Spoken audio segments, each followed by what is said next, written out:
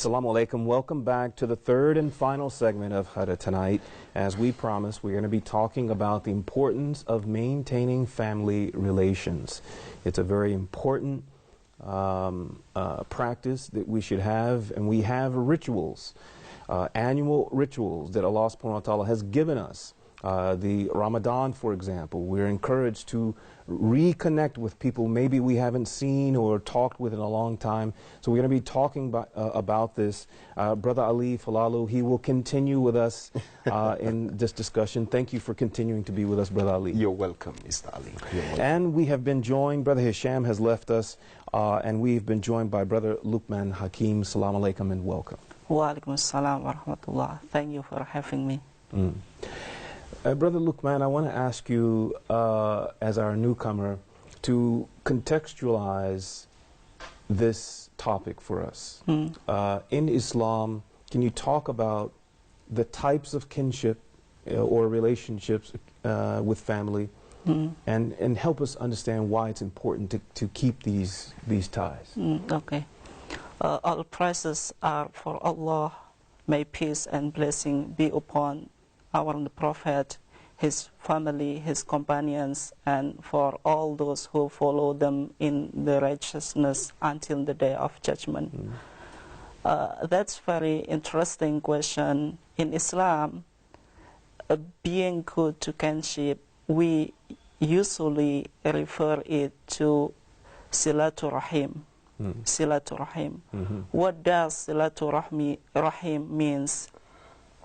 Silatul Rahim, we probably can define this term simply by being good to our relative, whether being good in our word and being good in our action. So in Islam, we are encouraged to fulfill this right. Because first of all, when we are going to talk about the rights, the first right that we have to fulfill is right of Allah, and then right to our messenger, and then to be kind to our parents. And then it's come to be kind to our relatives. If we could say, for instance, if we look at what the Quran says, the Quran says, وَآتُوا ذِي الْقُرْبَ حَقَّهُ. You should give a right to someone who are relatives to you. So Islam, since beginning, was encouraging us to be kind to our relatives, whether to be kind in our action or in our word. It is very interesting to understand this point. So, listening to you talk, I sense that there is a difference between a relative and our parents. Can you talk about this difference, Brother Ali? Well, Bismillahir Rahmanir Rahim. Actually, like my brother has, and he has gave it in a kind of, very brief and concise way of, the definition of so what they call in Arabic terminology as Silat Rahim, or trying to link. With the word Rahim in Arabic, I want to draw our attention, means the womb, the womb of women. From which child are being issued. So you can see how, intimate the point is. And there is hadith when Prophet Muhammad said that Almighty Allah is saying that the word Rahim, or Rahim, the womb, is, derivated from my name, Ar-Rahman. I was wondering this. Yes. Is it the same derivation? Yeah, exactly. The same derivation, the same, linguistically conjugation. But I thought Rahim means, is it the most merciful? Yeah, exactly. Rahman, most merciful. Ar-Rahim, not Rahim. Rahim, most merciful. Oh, this one is Rahim, without here between her and me. It means, this kind of, feeling compassionate and passionate and feeling, this kind of attachment to someone. I see. That's why Almighty Allah says, when Almighty Allah was talking to Prophet Muhammad in the earlier days of prophethood of Prophet Muhammad, Almighty Allah told Prophet Muhammad that وَأَنزِرْ أَشِرَتَكَ الْأَقْرَبِينَ. You should warn your people or your kinsmen who are very close to you. By that verse, Almighty Allah was giving kind of, priority to the relatives. That even the prophet with the message in prophethood should be first and foremost conveyed to those who are relative to Prophet Muhammad. And upon that, Prophet Muhammad gathered the whole Quraysh, the clan or the tribe of Quraysh, and asked them to come. He gathered them in general, then he talked to them specifically. He said, after gathering the Quraysh, the general clan, he talked to Banu Hashim, he talked to Banu Abdul Muttalib, he talked to, all the clans or the sub-tribes within the clan of, or within the tribe of Quraysh. He talked to them tribe by tribe, saying that I cannot, benefit you from anything in the day of judgment if you refuse to abide by the orders of Almighty Allah. This one symbolizes and reflects the importance of talking to, or of, relationship between you and your clans. And there is something very important. It is not a condition that your people should be Muslims or should be of the same religion with you that you should get in touch to them. Prophet Muhammad used to have some relatives, his maternal, the relatives of the side of his mother, who were not Muslims. But Prophet Muhammad in hadith, according to Abdullah ibn Amr ibn al-As, he said that Prophet Muhammad once told me that I have relationship with Banu So and Banu So. He didn't mention the names, who were not Muslims.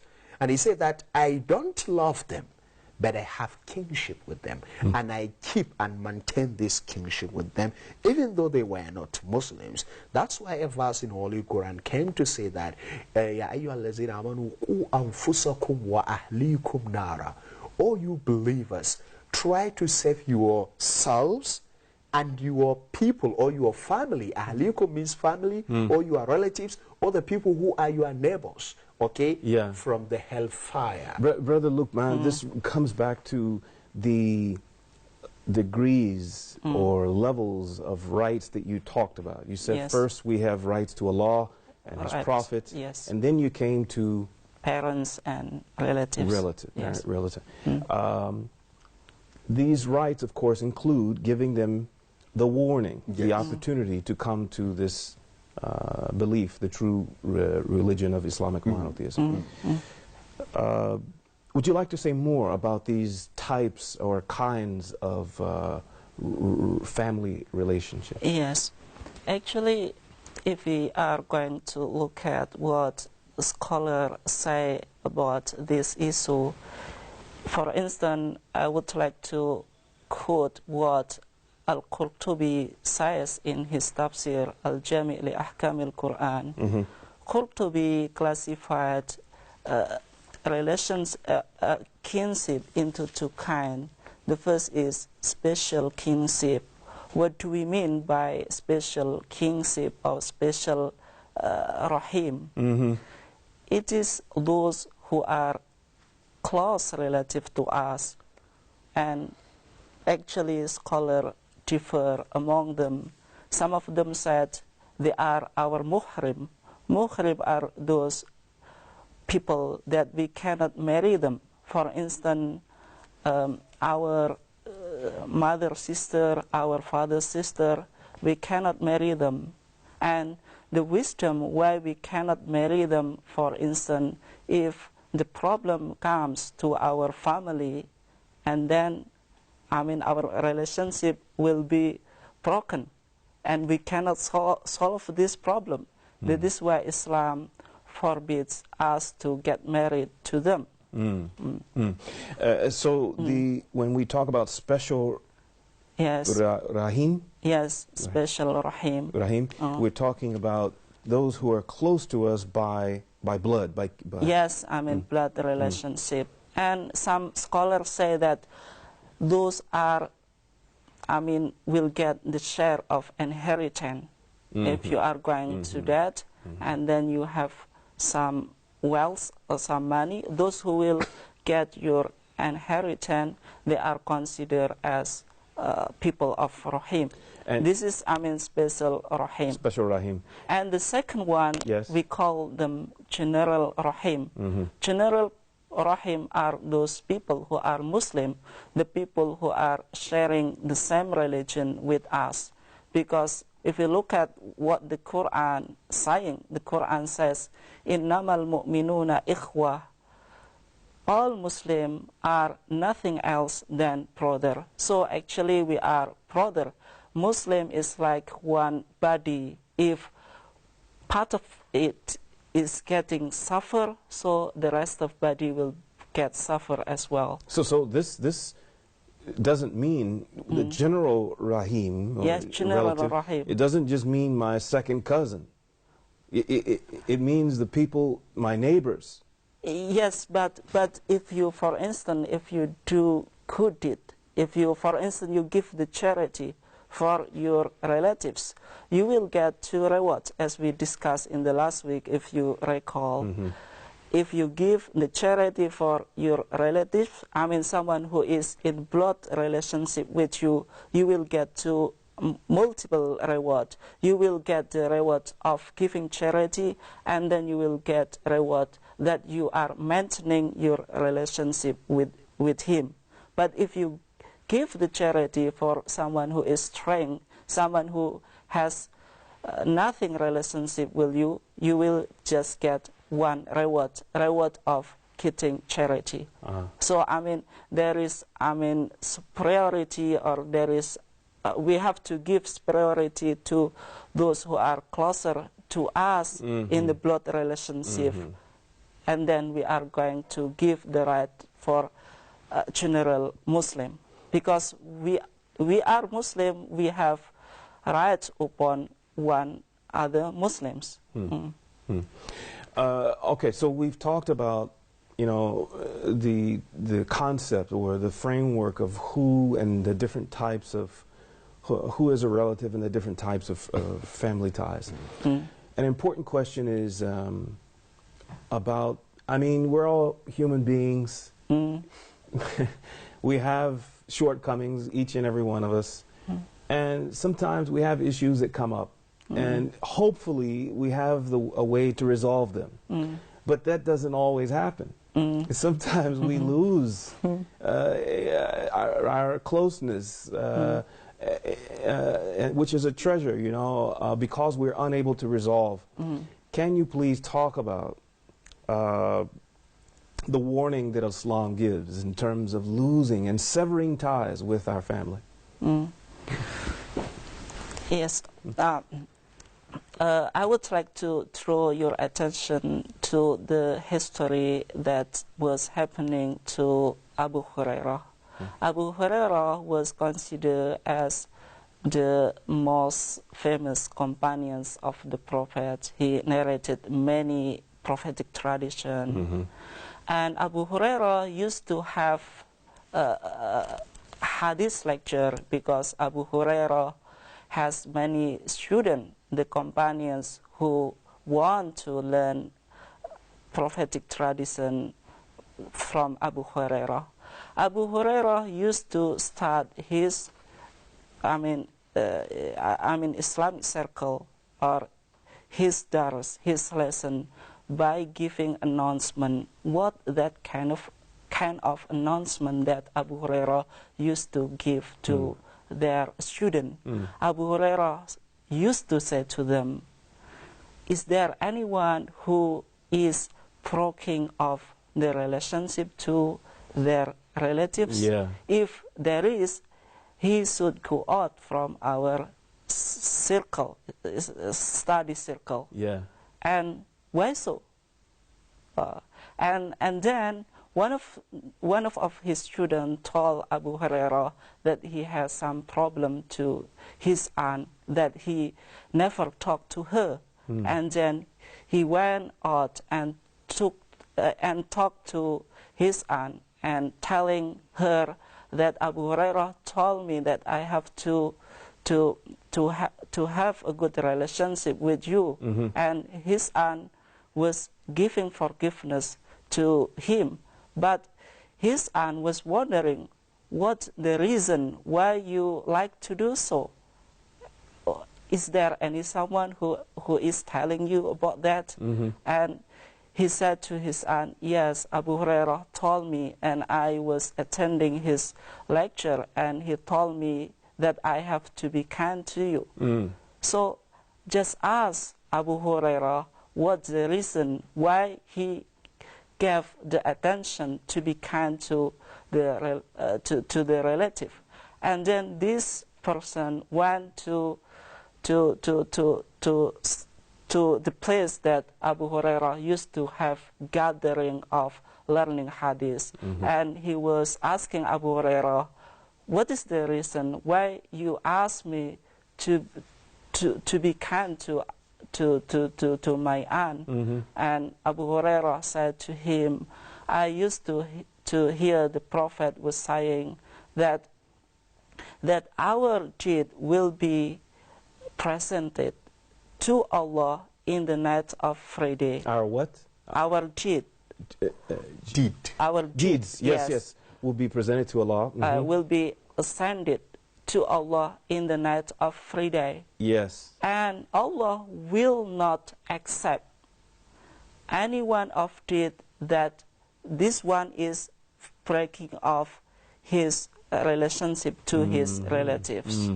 So someone who is breaking off, the tie of kinship, his deed will not be accepted by Allah. This is the reason why Abu Hurairah used to give the attention about this. Now I point. understand, listening to this, now I understand why I hear so much about restoring ties with family during Ramadan. I mean, imagine you're fasting Ramadan and it won't be accepted because is this correct? Am I understanding this correctly? Yeah, yes. Well, I see. Yeah, you are understanding it very correct. All right. I would like to add in what Brother Lukman has just said, that, there are so much consequences in ignoring to maintain the relationship or the kinship. There is hadith very authenticated by Bukhari where Prophet Muhammad said that one of the best deeds to be done by a son in order to appease the mind of his father who is late or who is dead is to maintain the relationship between the family or between his father's family and his relatives or his friends. The point I'm trying to make here is that, there is kind of phenomenon which is very deadly, that if someone's father is dead, so the son or the sons don't care about the relatives of their father, or even his friends, they don't care because the father is no longer alive. You mean the friends of the father? The friends of the father. So Prophet Muhammad is here, emphasizing about maintaining the relationship between the family and the pattern or blood family or blood relations or relatives of father and even his friends. So he said that one of the best things the sons would be doing in order to make their late father happy is to maintain the relationship or the kinship to his family, means the family of their late father, and also his friends, means the friends of their late father. Okay? Another point of understanding, you can see that Prophet Muhammad, the mother of Prophet Muhammad, Amina, Sayyida Amina, or Nana Amina, radiallahu anha, died. How she died? she died while Prophet Muhammad was 6 years old, and she died on her way coming back from a village near Medina. She was going there in order to greet some of her relatives who were, until Prophet Muhammad became prophet, they were not Muslims. And Prophet Muhammad used to send some of his companions, if they were moving that area, to extend his greetings to the relatives of his mother or his maternal relatives who were not hitherto Muslims for him. See how Prophet Muhammad used to respect the relatives of his father, even though they were not Muslims. So when we send greetings, you know, maybe you're going to the U.S. and I say, please, Ali, you know, please send my greetings. This is keeping with. This is also keeping. You know, in our today's life, you know, people are using text messages or something like this. This one can do something, but you know, Prophet Muhammad used to do something. He used to do that with his leg. I mean, he ride on his camel and go to those who are his relatives, even though they were not Muslims, to say hi to them. Now, you know, yeah, okay. We're almost out of time. Yes. And there's a subject that I think, and you just hit it. You just touched on it. Yeah. This is reverts. You talked about this, Brother Lukman. And I Yes. think you're right. It is important to address. Oftentimes, an unfortunate set of events happens when a person from a non-Muslim family or culture embraces Islam. They unfortunately either lose those ties or they become, you know, the quality is lost. You know, Yes. what's the word for it? I don't know. There's some tensions that Yes, come up yes, because of it. yes. So please, we need to address this and the requirements for even in this situation to continue. Yes. As our brother said, that we have to be kind to our relatives, whether they are Muslim or non-Muslim. If it's happened that, for instance, we were not Muslim and later on we accepted Islam, of course our families are not Muslim. So in this case, we should still do good deed to them. We should still obey them. We should still respect them. If, for instance, if you look at what the Prophet Lukman was advising to his son, the Prophet Lukman was very famous as the prophet who used to give beautiful advice to his son.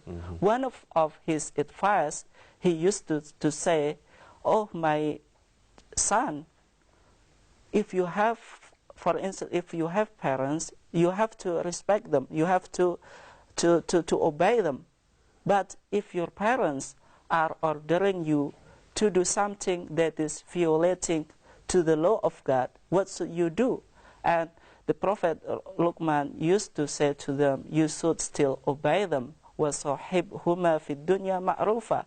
And keep good relationship in this word with your parents,